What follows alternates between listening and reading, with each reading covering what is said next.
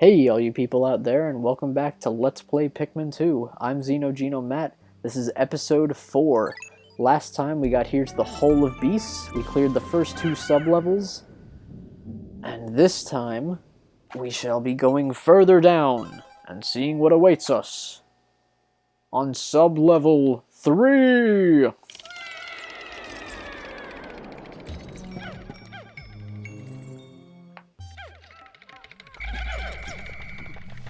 Ooh, right off the bat, looks like the hazard warning at the entrance was accurate. There is indeed fire hazards here.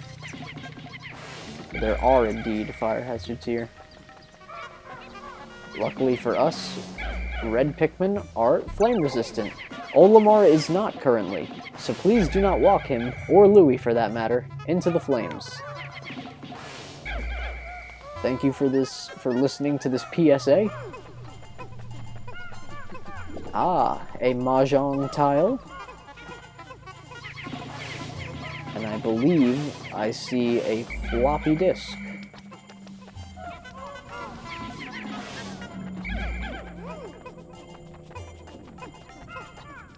Nice. This particular Mahjong tile shall henceforth be known as the Strife Monolith.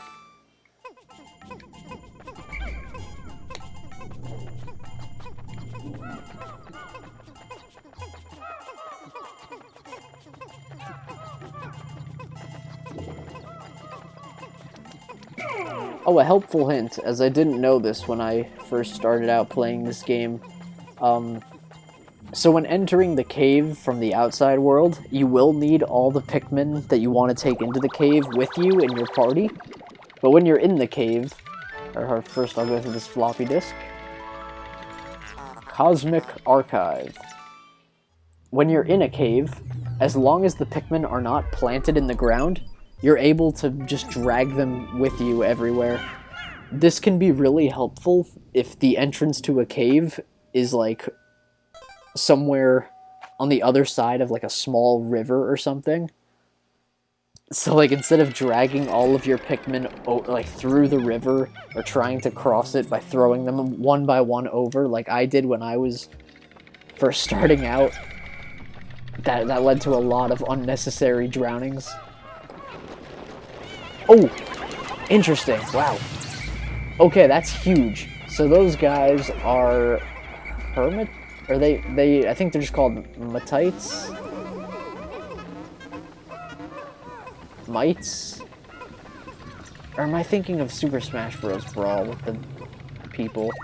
Are these hermitites? I forget. We're gonna check at the Picklepedia after this anyway. But if you manage to throw a purple Pikmin, because they thud, they'll kill every one of them nearby, and they'll drop tons of nectar. Yeah, they're really, really good for getting a lot of nectar quickly.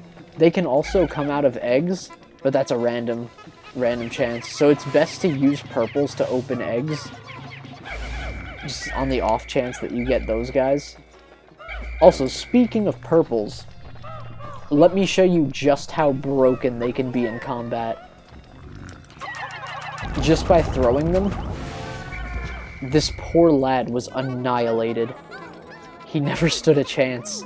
He barely even... I don't even think he saw what hit him. That is the power of purples.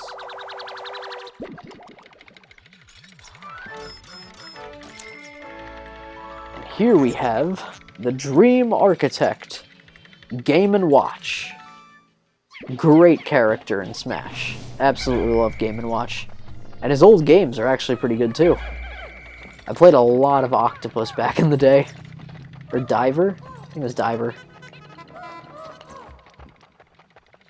So here is one such egg. Let's throw a purple at it. Eggs can hold 1 to 2 nectar, those little mite things, or a potion. Fun little gambles. We got the Ace of Spades by Motorhead.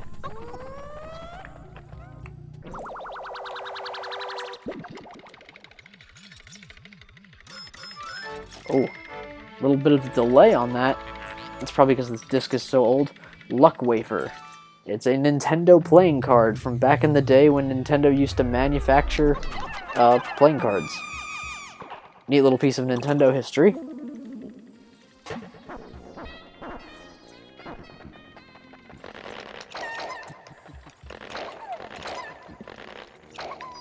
Alright. More purples. Always grab purples whenever you can. Like I said, you can only get them from purple candy pop buds in caves. And there is a treasure later on in the game that will require 100 purple Pikmin in order to lift. So start collecting them now, and it'll save you a lot of headache later. For sake of simplicity, I skipped over. If you don't get the globe in Emergence Cave, you can actually re-go through the cave, get more purples, and then get the globe. Because I don't think you can do it a third time. I may be wrong, but that gives you an additional, like, 10 purples or something. Which is really good, and it means you won't have to do a whole... It might save you going through another hole one more time. Final floor, sub-level 5. And here, we have our first instance of a boss. This is the Empress Bulblax. We have purples. Look how fast her health drains as a result. So, after a little bit, you'll want to call your Pikmin back, because she'll shake them off. And if your Pikmin aren't called back, they'll try to rush at her side. And she rolls back and forth, and she will squish any Pikmin that she comes over.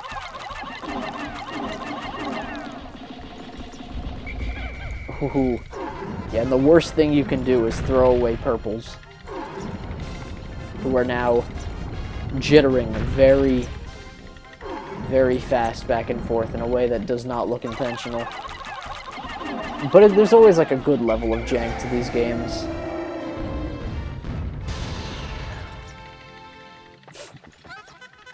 Now let's carry her back.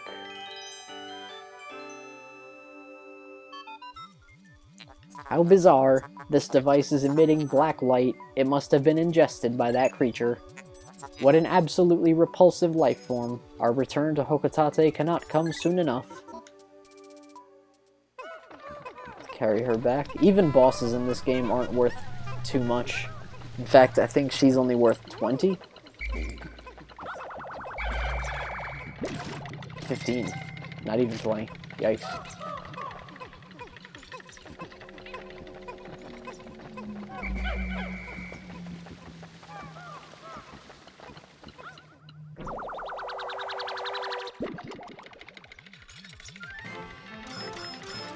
A love tester. And here we have a prototype device. This contraption seems to react when it approaches treasure. I will connect it to my radar. Processing complete. The treasure gauge is now fully operational. It will now appear on your monitor. The needle will move right as you approach treasure.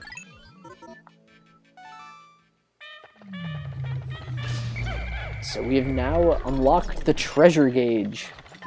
As the ship said, the needle will move from left to right when we approach treasure, and it'll shut off when there's no treasure left to be found in an area. And now, after a successful cave, we depart.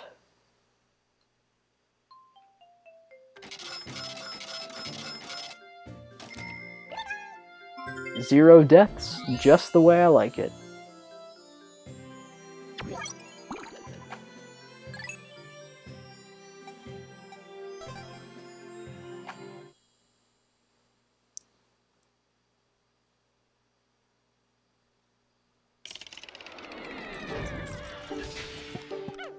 Back to the surface we are.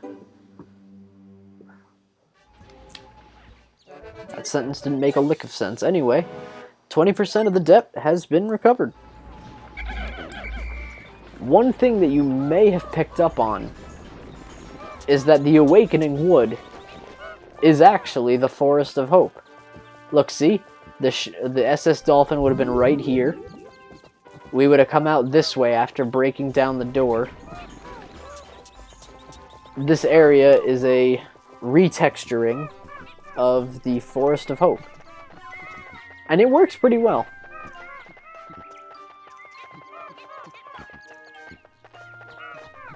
Let me know how long it took you to realize if you did.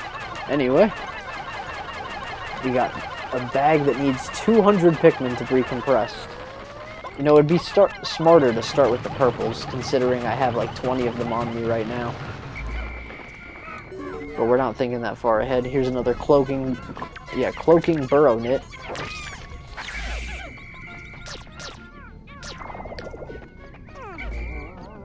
And here, another cave.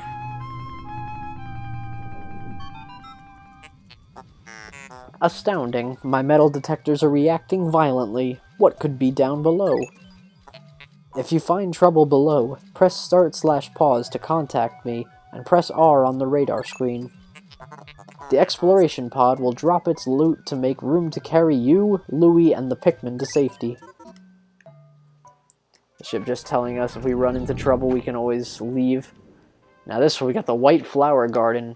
And this one, it looks like we have a new hazard ahead. I would reckon that's poison, just like we see on the gate over there.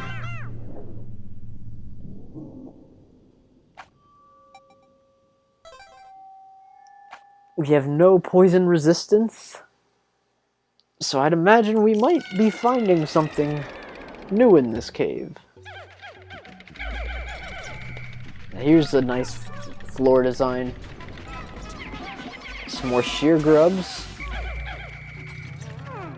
And this whole thing is like one big metal structure of pipes. I always wondered what this was, like who built this and for what. It's almost like a construction site, but we're underground, so I want to say pipes, but it's so weird. What is this purple? Is it sand? Is it like sealant? What is it? How deep is this actually? This crack in the ground that looks like a chasm to these small, like 2-inch tall people. But in reality, this chasm might only be like 4 feet deep.